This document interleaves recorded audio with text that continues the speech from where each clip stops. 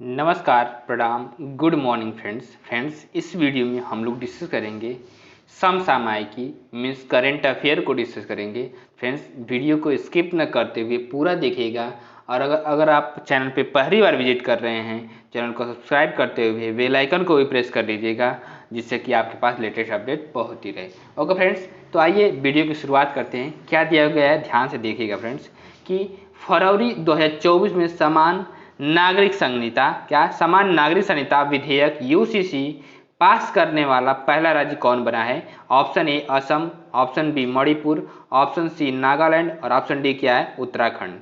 Friends, इसका right option होगा option D Uttarakhand. क्या होगा? Right option option D Uttarakhand होगा। ओके फ्रेंड्स, आइए नेक्स्ट क्वेश्चन की ओर प्रोसीड करते हैं। नेक्स्ट क्वेश्चन क्या है ध्यान से समझिएगा। इसका डिस्क्रिप्शन क्या है ध्यान से समझ लीजिएगा। डिस्क्रिप्शन समझे रहेंगे तो और भी क्वेश्चन करने में आसानी होगी। क्या डिस्क्रिप्शन कि समान नागरिक संहिता विधेयक पास करने वाला पहला राज्य बना है क्या? उत्तराखंड बना है। और विधेयक का नाम क्या है? कि समान नागरिक संहिता। और क्या है कि विधानसभा के पटल पर विधेयक रखा गया 6 फरवरी 2024 को। विधानसभा के पटल पे कब रखा गया? तो 6 फरवरी, ये मोस्ट इंपॉर्टेंट डेट है।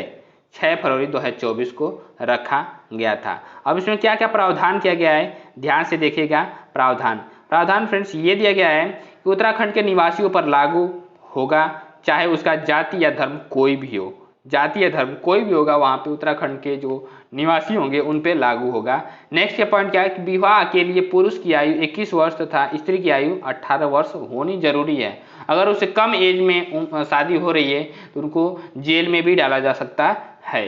ओके फ्रेंड्स, नेक्स्ट क्या है कि धार्मिक विधि से विवाह के बावजूद विवाह का पंजीकरण कराना अनिवार्य है। आप धार्मिक विधि से विवाह तो कर रहे हैं, बट उसके साथ साथ आपको पंजीकरण कराना भी जरूरी है कि आपकी शादी इनसे ही हुई है और आपकी जो फीमेल की शादी किससे हुई है। ये सारी चीजें जरूरी पता रहना बहुत जरूरी है। ओके फ्रेंड्स, नेक्स्ट पॉइंट जो है इन सब चीजों को भी डिस्कस कर सकते हैं। क्या है डिस्कस करते हैं कि लिव इन रिलेशनशिप में रह रहे लोगों का घोषणा करना आवश्यक है। क्या घोषणा करना आवश्यक है कि हम इन लिव इन रिलेशनशिप में इनके साथ रह रहे हैं। लिव इन रिलेशनशिप में पैदा हुए बच्चे को वैध बच्चा घोषित किया जाए। क्या वैध बच्चा घोषित माना जाएगा। लिव इन रिलेशनशिप में अगर आप रह रहे हैं तो उसका जो बच्चा पैदा होगा तो वो क्या माना जाएगा? वैध बच्चा माना जाएगा। नेक्स्ट पॉइंट की तरफ डिस्कस करते हैं कि अनुसूचित जनजाति के लोगों पर लागू नहीं होगा। क्या अनुसूचित जनजाति के लोगों पर ये लागू नहीं होगा। आइए कुछ इसके संबंधित अनुच्छेद कौन से है? तो नीति निर्देशक तत्व के अंतर्गत अनुच्छेद 44 है। कौन सा? अनुच्छेद 44 है। और उद्देश्य इसका उद्देश्य क्या है कि ऐसा कानून बनाना जो शादी, तलाक, भूमि, संपत्ति, विरासत और गोद लेने से जुड़े विषयों एवं धर्मों सभी धर्मों पर लागू होगा। ये क्या यूसीसी मतलब सभी धर्मों पर लागू होगा। ये सारे चीजों से जुड़े हुए जो नियम रहेंगे। ओके फ्रेंड्स, नेक्स्ट और जो महत्वपूर्ण जो इसके पॉइंट्स उसको भी समझ लीजिए। गोवा समान नागरिक संहिता, गोवा जो है समान नागरिक संहिता पुर्तगाली नागरिक संहिता द्वारा शामिल है। मतलब कि सबसे पहले जो गोवा राज्य में ही यूसीसी लागू किया गया था सबसे पहले, परंतु गोवा विधानसभा ने कोई कानून पारित नहीं किया था। वो कौन लागू किया था? तो जो गोवा में सबसे पहले पुर्तगाली आए थे तो उन्होंने ही लागू किया था और सबसे बाद में ये सब पुर्तगाली यहाँ से गए हुए हैं गोवा से। ओके फ्रेंड्स, आइए नेक्स्ट पॉइंट को डिस्कस करते हैं। नेक्स्ट पॉइंट क्या है? नेक्स्ट क्वेश्चन क्या है फ्रेंड्स? ध्यान से देखिएगा कि फरवरी 2024 में किस मंत्रालय ने अपार आईडी कार्ड लॉन्च किया? क्या APAAR आईडी कार्ड लॉन्च किया है? तो ऑप्शन ए गृह मंत्रालय ने, ऑप्शन बी रक्षा मंत्रालय ने और ऑप्शन सी क्या है कि पृथ्वी विज्ञान मंत्रालय ने और ऑप्शन डी क्या है? शिक्षा मंत्रालय। फ्रेंड्स, इसका राइट ऑप्शन होगा राइट ऑप्शन ऑप्शन डी, शिक्षा मंत्रालय ने लॉन्च किया है अपार आईडी कार्ड सिस्टम को, आईडी कार्ड सिस्टम को। ओके फ्रेंड्स, आइए जो इसका है क्या डिस्क्रिप्शन है उसको डिस्कस करते हैं। डिस्क्रिप्शन ध्यान से समझिए क्योंकि डिस्क्रिप्शन से क्वेश्चंस और भी बनाए जा सकते हैं। अपार जो आईडी कार्ड है लॉन्च इसका फरवरी 2024 में किया गया था और लॉन्च करता कौन है? तो शिक्षा मंत्रालय है। अपार का फुल फॉर्म क्या है? ये कभी कभी अपार का फुल फॉर्म भी पूछा जाता है कि automatic permanent academic account registry. क्या? Automatic permanent academic account registry. ठीक है फ्रेंड्स, इसका उद्देश्य क्या है? एक राष्ट्र एक छात्र आईडी बनाना। क्या? एक राष्ट्र एक आईडी छात्र बनाना, एक छात्र आईडी बनाना। नेक्स्ट क्या पॉइंट है इसके बारे में ध्यान से समझिएगा फ्रेंड्स क्या है कि लॉन्च का माध्यम क्या है, common service centre means CSC के माध्यम से ये लॉन्च हुआ है, CSC के माध्यम से लॉन्च हुआ है। और महत्वपूर्ण तथ्य क्या है, छात्र abc.gov.in पर पंजीकरण करके अपनी अपार ID प्राप्त कर सकते हैं, अपनी अपार ID प्राप्त कर सकते हैं। राष्ट्रीय शिक्षा नीति 2020 के तहत किसी भी संस्थान या विश्वविद्यालय में प्रवेश के लिए छात्रों को ABC ID कार्ड जरूरी है। क्या ABC ID कार्ड प्रदान करना जरूरी है। ओके फ्रेंड्स, छात्रों को एक अस्थायी अपार ID दी जाएगी जो उसके आधार और डिजिलॉकर से जुड़ी होगी। किससे? आधार और डिजिलॉकर से जुड़ी होगी, इसलिए ये जरूरी है कि आप भी ये ID बना लें। अपार जो ABC कार्ड है ये भी आप बना लें, क्योंकि आने वाले समय में हर जगह ये लागू किया जाएगा। ओके फ्रेंड्स, नेक्स्ट जो क्वेश्चन नंबर 5 है उसके बारे में हम लोग डिस्कस करते हैं। ध्यान से देखिएगा फ्रेंड्स, क्या है क्वेश्चन नंबर 5 कि फ्रेंड्स ये 5 क्वेश्चन, जनवरी 2024 में यूनेस्को की विश्व धरोहर सूची 2024-25 में शामिल करने के लिए भारत ने मराठा सैन्य परिदृश्य के तहत कितने किलो को नामांकित किया है? तो option A 8, option B 10, option C 12 और ऑप्शन डी 14। फ्रेंड्स इसका राइट ऑप्शन होगा ऑप्शन सी 12। कितने को शामिल किया है? तो राइट ऑप्शन सी 12 को शामिल किया है। ओके फ्रेंड्स, आइए इसके डिस्कशन को डिस्कस करते हैं। डिस्कशन क्या, ध्यान से समझिएगा फ्रेंड्स। डिस्कशन फ्रेंड्स ये है कि यूनेस्को की विश्व धरोहर सूची के लिए भारत ने 12 किलो को नामांकित किया है। क्या? 12 किलो को सांस्कृतिक स्थल श्रेणी के तहत, क्या सांस्कृतिक कल्चरल स्थल श्रेणी के तहत लॉन्च किया है। और कौन कौन से नामांकित किले? महाराष्ट्र में साल्हेर, शिवनेटी, लोहागढ़, खांडेरी, रायगढ़, प्रतापगढ़, सुवर्णदुर्ग, पन्हाला, विजयदुर्ग और सिंधुदुर्ग एवं तमिलनाडु में जिंजी, ये सब जो हैं दुर्ग को शामिल किया गया है, 12 दुर्ग को।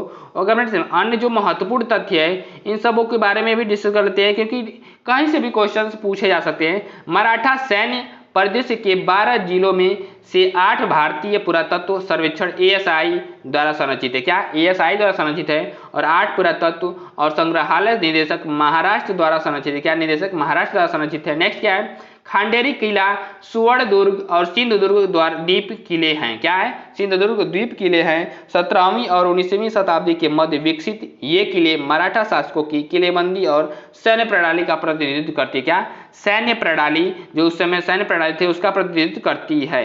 ओके फ्रेंड्स, नेक्स्ट क्वेश्चन की ओर प्रोसीड करते हैं।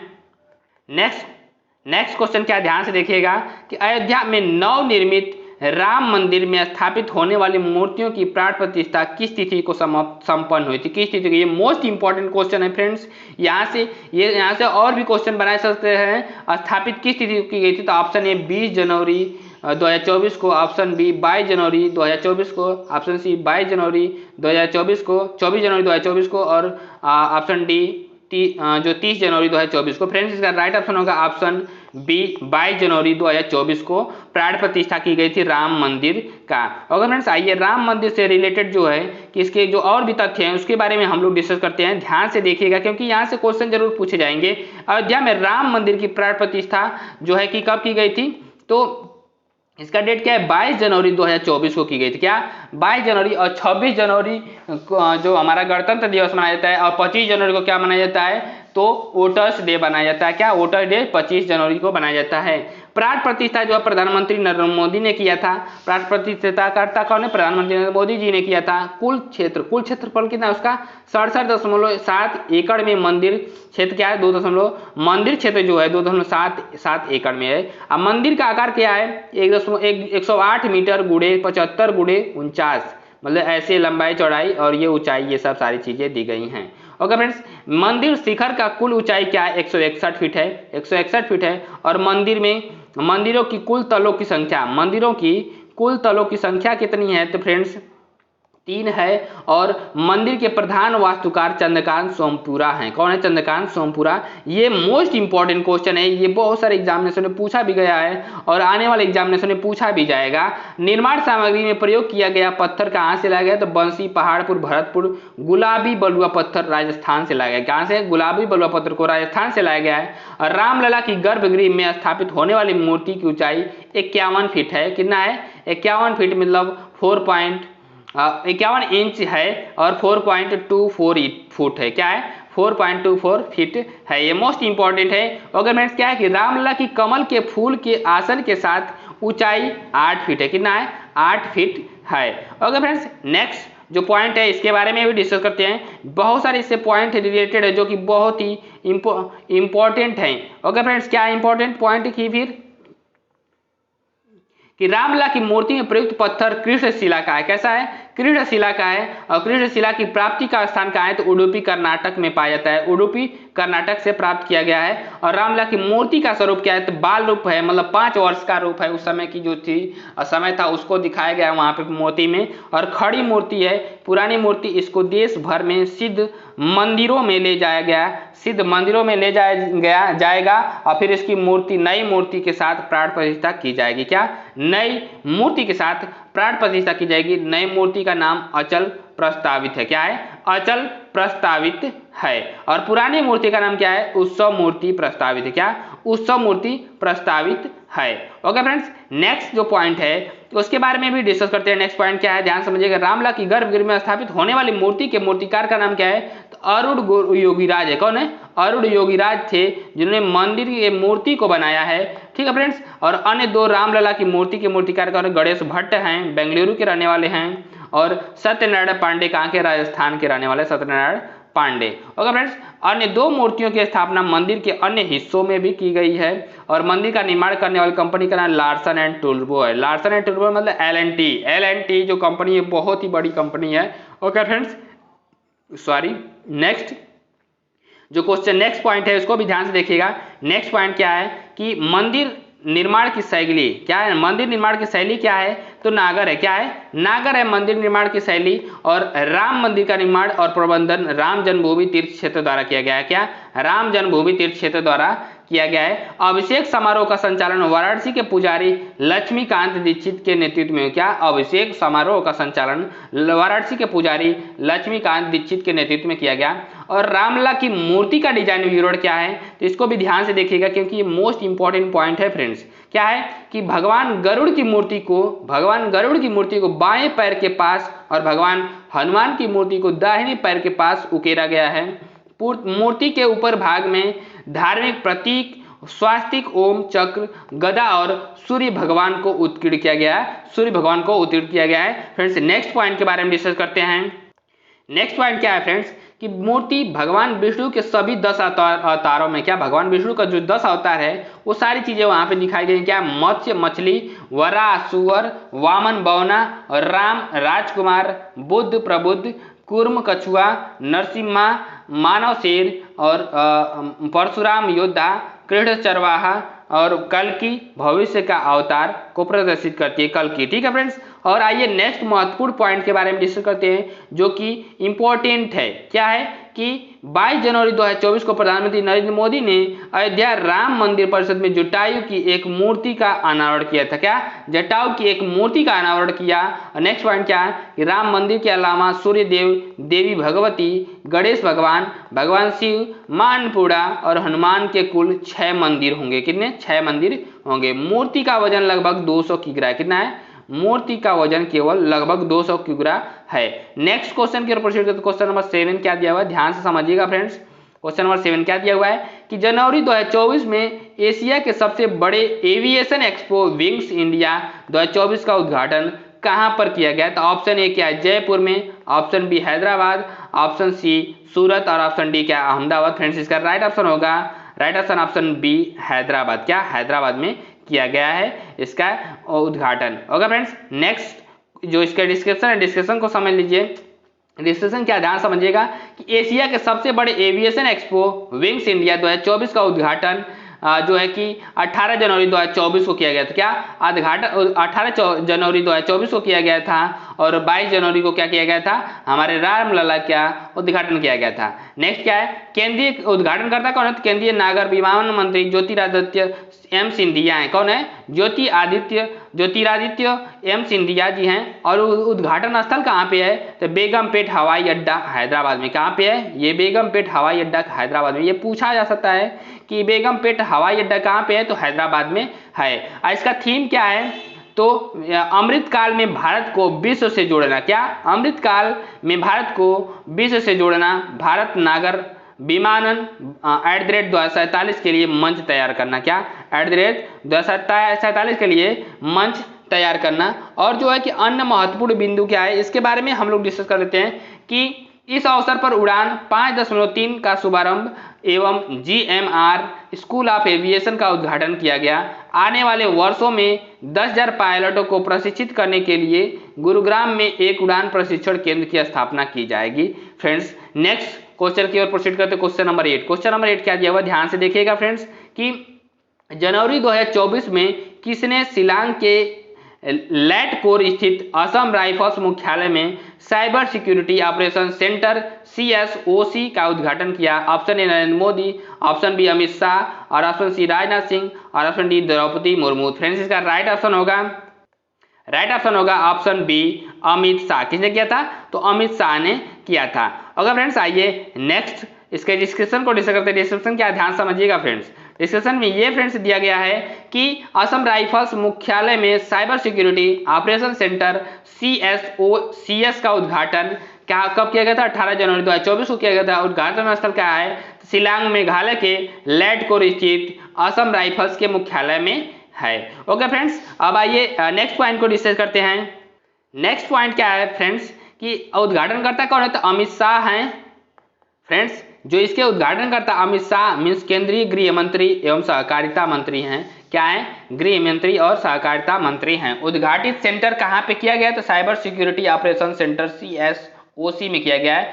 सेंटर की उपयोगिता क्या है इसके बारे में भी हम डिस्कस कर लेते हैं। Cyber security operation centre network वास्तविक समय के आधार पर निगरानी करती है, बाहरी खतरों को कम करने और Assam rifles wide area network means ARWAN में साइबर उल्लंघनों की रोकथाम कर बल की साइबर सुरक्षा की स्थिति को मजबूत करेगा। क्या जो असम बल है उसका क्या है? साइबर सुरक्षा की स्थिति को मजबूत करता है। फ्रेंड्स असम राइफल्स के बारे में डिस्कस करते हैं। जो असम राइफल्स के बारे में क्या है कि इसका स्थापना वर्ष कभी कभी पूछ देता है कि असम राइफल्स का स्थापना वर्ष कब किया गया था? तो 1835 में किया गया था। कब किया गया था? 1835 में असम राइफल्स की स्थापना की गई थी। और मुख्यालय कहाँ पे है? तो इसका शिलांग मेघालय में। कहाँ पे है? शिलांग मेघालय में है। नेक्स्ट क्वेश्चन की ओर प्रोसीड करते हैं। Question number 9। क्वेश्चन नंबर 9 क्या दिया हुआ है ध्यान से समझिएगा फ्रेंड्स कि जनवरी 2024 में स्वच्छ सर्वेक्षण पुरस्कार 2023 प्रदान किए गए हैं। सबसे स्वच्छ शहर का प्रथम पुरस्कार किसे प्रदान किया गया है? तो option A Indore, option B Surat, option C A और बी दोनों और ऑप्शन डी इनमें से कोई नहीं। फ्रेंड्स इसका राइट ऑप्शन होगा ऑप्शन सी ए और बी दोनों। इंदौर और सूरत दोनों को पुरस्कारित किया गया था। राइट ऑप्शन सी होगा। ओके फ्रेंड्स आइए नेक्स्ट इसके जो डिस्क्रिप्शन है डिस्क्रिप्शन को डिस्कस करते हैं। डिस्क्रिप्शन ध्यान से समझिएगा फ्रेंड्स। डिस्क्रिप्शन ध्यान से समझे रहेंगे तो आप और भी क्वेश्चन को आसानी से कर सकते हैं।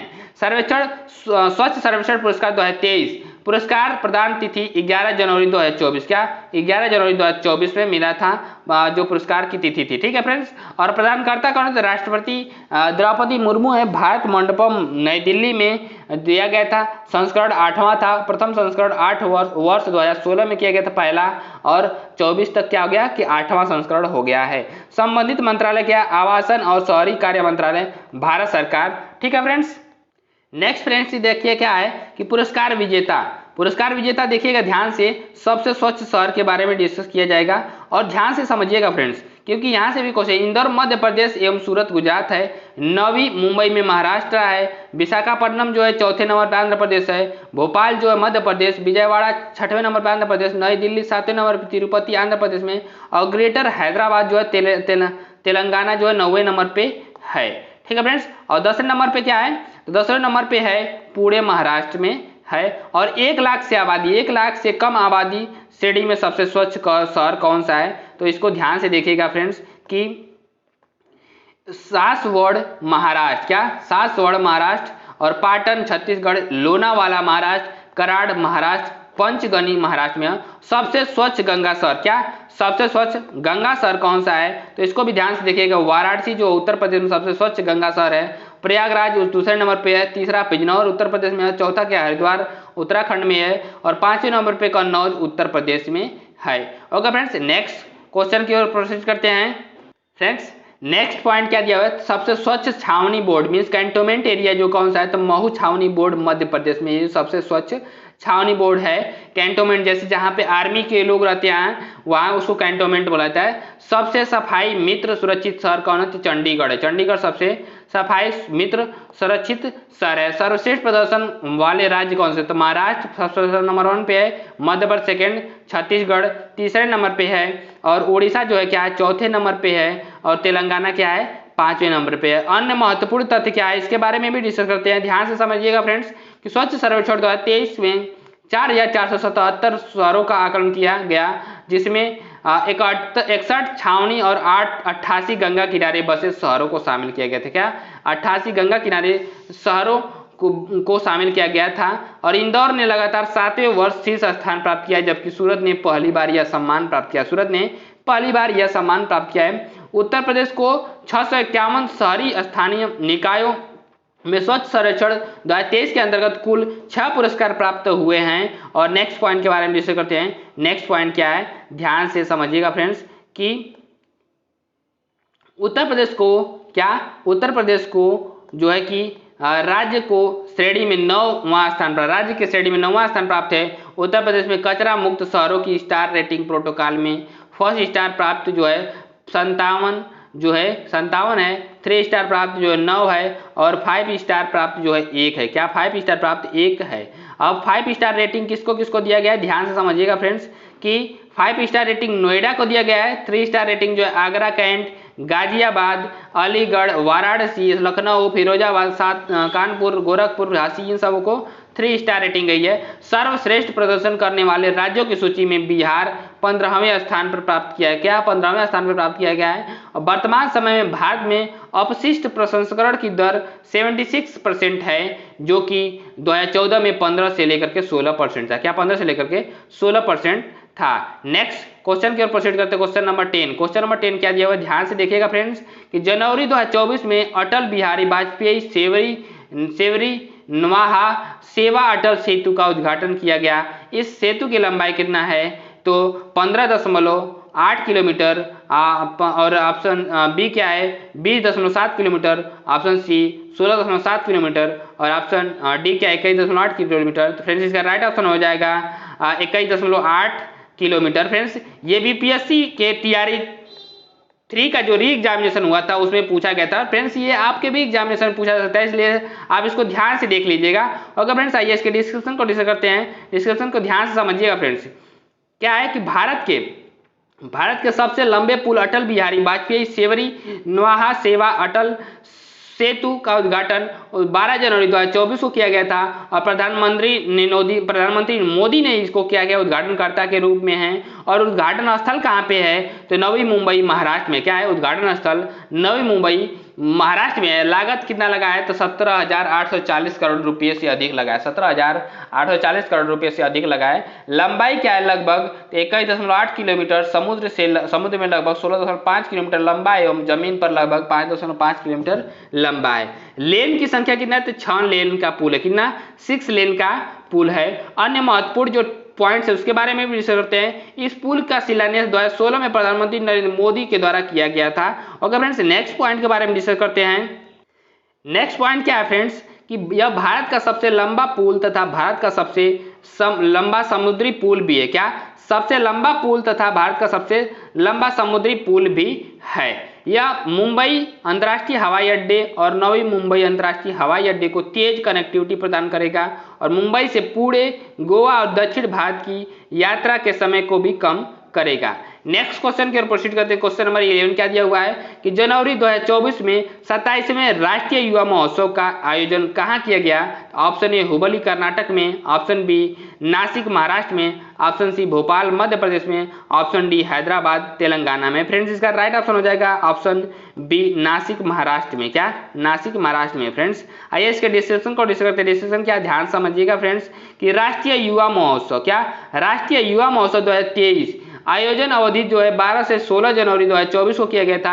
आयोजन स्थल जो है नासिक महाराष्ट्र में है, और उद्घाटनकर्ता कौन है? तो भारत के प्रधानमंत्री नरेंद्र मोदी जी हैं। कौन है? नरेंद्र मोदी जी पीएम जी हैं। ओके फ्रेंड्स इसका थीम क्या था? ध्यान से समझिएगा फ्रेंड्स। इसका थीम क्या है कि विकसित भारत @ 2047, मतलब 2047 तक भारत जो है विकसित हो जाएगा। युवाओं के द्वारा इसका क्या थीम है? संस्करण 27वां था। और अन्य महत्वपूर्ण तथ्य क्या है? स्वामी विवेकानंद की जयंती 12 जनवरी को प्रति वर्ष राष्ट्रीय युवा दिवस के रूप में मनाया जाता है। ये मोस्ट इंपॉर्टेंट पॉइंट है फ्रेंड्स। ये 12 जनवरी जो है कि राष्ट्रीय युवा दिवस के मनाया जाता है। तो किसका जन्म दिवस है? तो स्वामी विवेकानंद का है। फ्रेंड्स क्वेश्चन नंबर 12 क्या दिया हुआ? ध्यान से देखिएगा कि जनवरी 2024 में 10वें वाइब्रेंट गुजरात समिति 2024 का आयोजन भारत के किस शहर में किया गया था? तो option A Ahmedabad, option B Gandhinagar, option C Pune और ऑप्शन डी जयपुर। फ्रेंड्स का राइट ऑप्शन होगा ऑप्शन बी गांधीनगर। कहाँ पे किया गया था? तो गांधीनगर में किया गया था। अगर फ्रेंड्स आइए इसके डिस्क्रिप्शन को डिस्कस करते हैं। डिस्क्रिप्शन क्या है? ध्यान से समझिएगा फ्रेंड्स। डिस्क्रिप्शन को समझे रहेंगे तो और भी सारी चीजें क्वेश्चन क्लियर हो जाएंगे।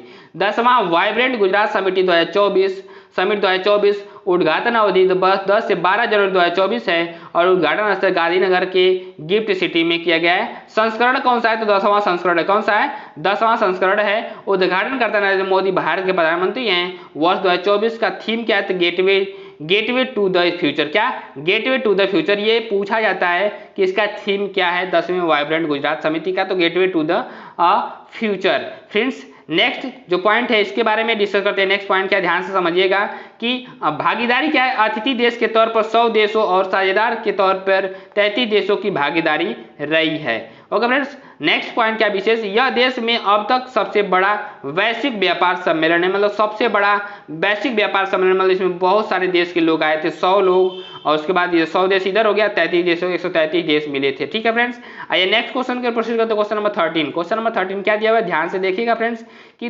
जनवरी 2024 में भारत की पहली स्वस्थ और स्वच्छ फूड स्ट्रीट प्रसादम का उद्घाटन भारत के किस शहर में किया गया है? तो ऑप्शन ए पुणे में, option B Ujjain, option C Lucknow Varanasi, option D Lucknow में। फ्रेंड्स इसका राइट ऑप्शन होगा ऑप्शन बी उज्जैन में। कहाँ किया गया है? तो प्रसादम का जो उद्घाटन जो है उज्जैन में, राइट ऑप्शन बी में किया गया है।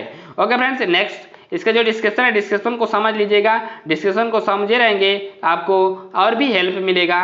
भारत की पहली स्वस्थ फूड स्ट्रीट प्रसादम उद्घाटन तिथि 7 जनवरी 2024 को किया गया था। उद्घाटन स्थल उज्जैन नीलकंठ वन महाकाल लोक। उद्घाटनकर्ता मनसुख मंडाविया। कौन है? मनसुख मंडाविया जो हैं कि केंद्रीय स्वास्थ्य और परिवार कल्याण मंत्रालय था इनके पास। अब इससे में हो सकता है चेंज हो गए होंगे। ओके फ्रेंड्स, नेक्स्ट प्रसादम की विशेषताएं क्या थी इसको भी ध्यान से समझ लीजिए कि 17 दुकानों के साथ 939 वर्ग मीटर में फैला प्रसादम महाकालेश्वर मंदिर के दैनिक आगंतुकों के लिए भोजन का विकल्प प्रदान करता है। क्या? भोजन का विकल्प प्रदान करता है। प्रसादम में बच्चों के खेलने का क्षेत्र, पीने के पानी की सुविधा, सीसीटीवी निगरानी, पार्किंग, सार्वजनिक सुविधाएं और बैठने की भी जगह शामिल है। ओके फ्रेंड्स, नेक्स्ट क्वेश्चन की ओर प्रोसीड करते हैं। नेक्स्ट क्वेश्चन क्या दिया हुआ है? ध्यान से देखिएगा फ्रेंड्स। Question number 14। जनवरी 2024 में रक्षा मंत्री राजनाथ सिंह द्वारा भारत के पहले पूर्व बालिका सैनिक स्कूल का उद्घाटन कहां पर किया गया? तो option A Mathura, option B Ghaziabad, option C Varanasi, option D Chitrakoot. Friends ये मैं बता दूं कि यूपी पुलिस में ये पूछा गया क्वेश्चन था। यूपीपी में ये पूछा गया क्वेश्चन था। फ्रेंड्स ये दोबारा पूछा जा सकता है, तो इसका राइट ऑप्शन हो जाएगा ऑप्शन ए मथुरा में पूछा गया। कहाँ पे? मथुरा में, जो है कि गृह मंत्री जो हमारे रक्षा मंत्री राजनाथ सिंह है, इन्होंने क्या है कि स्कूल का उद्घाटन किया है। ओके फ्रेंड्स, नेक्स्ट जो इसके डिस्क्रिप्शन है डिस्क्रिप्शन को समझ लीजिएगा। डिस्क्रिप्शन क्या है? ध्यान से समझिएगा फ्रेंड्स कि भारत के पहले पूर्ण बालिका सैनिक स्कूल का उद्घाटन जो है 1 जनवरी 2024 को किया गया था मथुरा जिले के वृंदावन में। कहाँ पे? वृंदावन में किया गया था। बालिका सैनिक स्कूल का नाम सविंद गुरुकुलम गर्ल्स सैनिक स्कूल है। क्या? सविंद गुरुकुलम गर्ल्स सैनिक स्कूल है। नेक्स्ट, स्कूल की क्षमता क्या है कि लगभग 870 छात्रों के लिए बनाया गया है स्कूल, और यह स्कूल संबद्ध होगा केंद्रीय माध्यमिक शिक्षा बोर्ड सीबीएसई से। किससे? सीबीएसई से संबद्ध होगा। नेक्स्ट क्वेश्चन के प्रोसीड करते। क्वेश्चन नंबर क्या है? 15। क्वेश्चन नंबर 15 क्या है? ध्यान से देखिएगा फ्रेंड्स कि दिसंबर 2023 में भारत के पहले साइबर सुरक्षा केंद्र का उद्घाटन कहाँ किया गया है?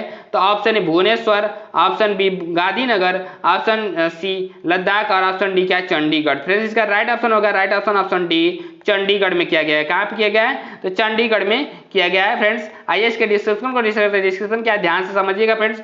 भारत का क्या? भारत का पहला साइबर सुरक्षा केंद्र उद्घाटन तिथि जो 22 दिसंबर 2023 को किया गया था। उद्घाटनकर्ता अमित शाह केंद्रीय गृह मंत्री एवं सहकारिता मंत्री थे।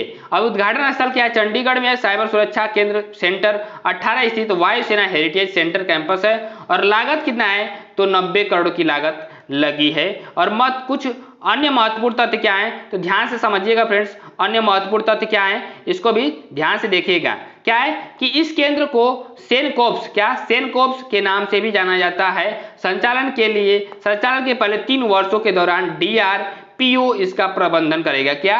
DRPO इसका प्रबंधन करेगा। और साइबर सुरक्षा केंद्र में सुविधाएं क्या है? तो चेहरे की पहचान, डेटा विश्लेषण, पूर्वानुमानित पुलिसिंग और क्या है? साक्ष्य एकीकरण। क्या? साक्ष्य एकत्रीकरण और उन्नत फॉरेंसिक जांच। फ्रेंड्स, वीडियो को हम यहीं पे एंड करते हैं। वीडियो को पूरा देखने के लिए बहुत बहुत धन्यवाद। आप जो है पहली बार चैनल पर विजिट कर रहे होंगे तो चैनल को सब्सक्राइब कर लीजिएगा ऐसे ही इंफॉर्मेटिव वीडियो पाने के लिए। Friends, bye bye.